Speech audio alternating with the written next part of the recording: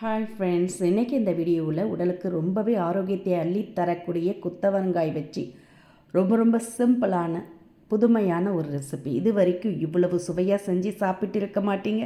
ஒரு தடவை இந்த மாதிரி ட்ரை பண்ணி பாருங்கள். சாப்பிடாதவங்க கூட விரும்பி கேட்டு வாங்கி சாப்பிடுவாங்க. அதுக்கு ஃபஸ்ட்டு ஃப்ரை பேனில் 1/4 கப் அளவுக்கு வேர்க்கடலை, அதாவது 2 கைப்பிடி அளவுக்கு பச்சை வேர்க்கடலையை சேர்த்து நல்லா வறுத்துக்கங்க.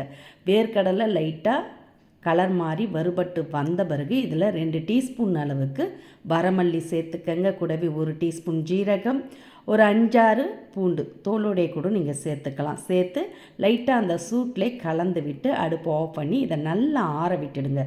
கம்ப்ளீட்டாக நல்லா ஆறினதும் இதை அப்படியே மிக்சர் ஜாருக்கு மாற்றிக்கங்க. நல்லாவே ஆறிடுத்து. இப்போ மிக்சர் ஜாரில் மாற்றிருக்கேன். இதை நைஸாக அரைச்சிடாமல் இது மாதிரி கொரப்பாக அரைச்சி எடுத்துக்கங்க.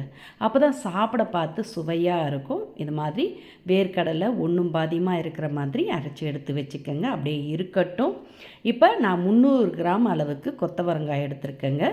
அதை இது மாதிரி சின்னதாக கட் பண்ணி தண்ணியில் போட்டு எடுத்து வச்சுருக்கேன். அதை நல்லா தண்ணியிலேருந்து வடியை விட்டு எடுத்து மிக்சர் ஜாருக்கு மாற்றிக்கங்க. பெரிய ஜாராக இருந்ததுன்னா ஒரே ஈடாக அரைச்சி எடுத்துக்கலாம். சின்ன ஜாராக இருந்ததுன்னா 2 ஈடாக சேர்த்து அரைச்சி எடுத்துக்கங்க. இதை ரொம்ப நைஸாக அரைச்சிடாமல் பல்ஸ் மூடில் விட்டு ஒரு 2-3 தாட்டி அரைச்சிங்கன்னா போதும். இது மாதிரி ஒன்றும் பாதியமாக அரைப்பட்டு கிடைக்கும். ரொம்ப மைய அரைச்சிடாமல் இந்த மாதிரி கொரப்பாக கோஸாக அரைச்சி எடுத்துக்கங்க. அப்படி இருக்கட்டும். இப்போ தாளிக்கிறதுக்கு வானலை சூடு பண்ணியிருக்கேன்.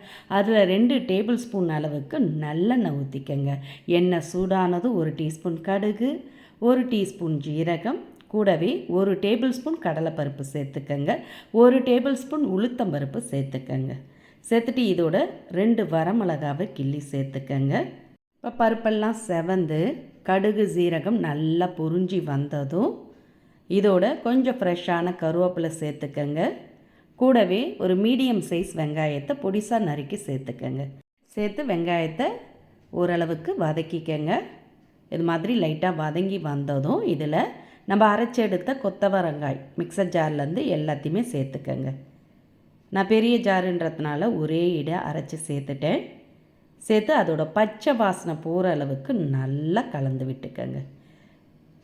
நம்ம அப்படியே தான் சேர்த்து அரைச்சோம். அதோட பச்சை வாசனை போய் நல்லா அதில் இருக்க ஈரம் கொஞ்சம் வற்றி வந்திருக்கு பாருங்கள்.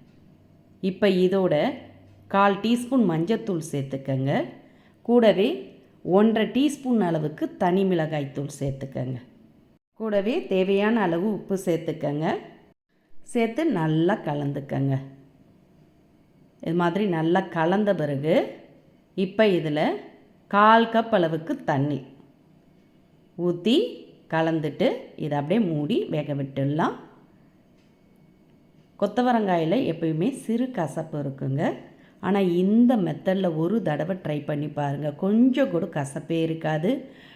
பிடிக்காதுன்னு சொல்கிறவங்க கூட கேட்டு விரும்பி சாப்பிடுவாங்க. இப்போ அப்படியே மூடி அடுப்பை லோ ஃப்ளேமில் வச்சு ஒரு 5 நிமிஷம் ஆன பிறகு திறங்க. நல்லா வெந்து அதில் இருக்க ஈரம் பூரா வற்றி நல்லா ட்ரை ஆகிருக்கு பாருங்கள். நல்லா வேக விடணும். வேகாமல் மட்டும் எடுத்துடக்கூடாது. நல்லா 1/4 கப் அளவுக்கு தண்ணீர் சேர்த்ததுனால நல்லாவே வெந்து சாஃப்டாக இருக்குங்க. இப்போ இதில் நம்ம அரைச்சி எடுத்த வேர்க்கடலை வரமல்லி பொடியை சேர்த்துடுங்க. கூடவே 2 டீஸ்பூன் அளவுக்கு தேங்காய் துருவல், ஃப்ரெஷ்ஷான தேங்காய் துருவலையும் சேர்த்து நல்லா கலந்துட்டு அடுப்பு ஆஃப் பண்ணிவிடுங்க. நல்ல கமகமன்னு மணக்க சுவையான கொத்தவரங்காய் பொரியல் ரெடி ஆகிடுதுங்க. இப்போ இதோட கொஞ்சம் ஃப்ரெஷ்ஷான கொத்தமல்லி தழையை பொடிசாக கட் பண்ணி தூவி கலந்து இறக்குனீங்கன்னா போதும். அவ்வளோ சூப்பராக அருமையாக இருக்குங்க. இது வரைக்கும் நீங்கள் கொத்தவரங்காயில் கிரேவி செஞ்சுருப்பீங்க, ஆனால் இந்த மாதிரி பொடிமா செஞ்சுருக்க மாட்டீங்க. ஒரு தடவை செஞ்சு சாப்பிட்டு பாருங்களேன். இனி அடிக்கடி இதை தாங்க செய்வீங்க. இது உடம்புக்கு ரொம்ப ஆரோக்கியத்தை தரக்கூடியது. சர்க்கரையோட அளவை கட்டுக்குள் வைக்கும். இதில் நார்ச்சத்து அதிகம் இருப்பதனால கொலஸ்ட்ரால் அளவை குறைச்சி இதய துடிப்பை சீராக்கும். விட்டமின் சி, கால்சியம் தாதுக்கள்லாம் இருக்கிறதுனால எலும்பையும் நல்லா வலுப்படுத்தும். கர்ப்பிணி பெண்களுக்கும் சிறந்த ஒரு உணவாக இருக்குங்க. நீங்களும் இதை கண்டிப்பாக இதே மாதிரி செஞ்சு கொடுத்து பாருங்கள். விரும்பி சாப்பிடுவாங்க. இந்த ரெசிபி பிடிச்சிருந்தால் லைக் பண்ணுங்கள், ஷேர் பண்ணுங்கள்.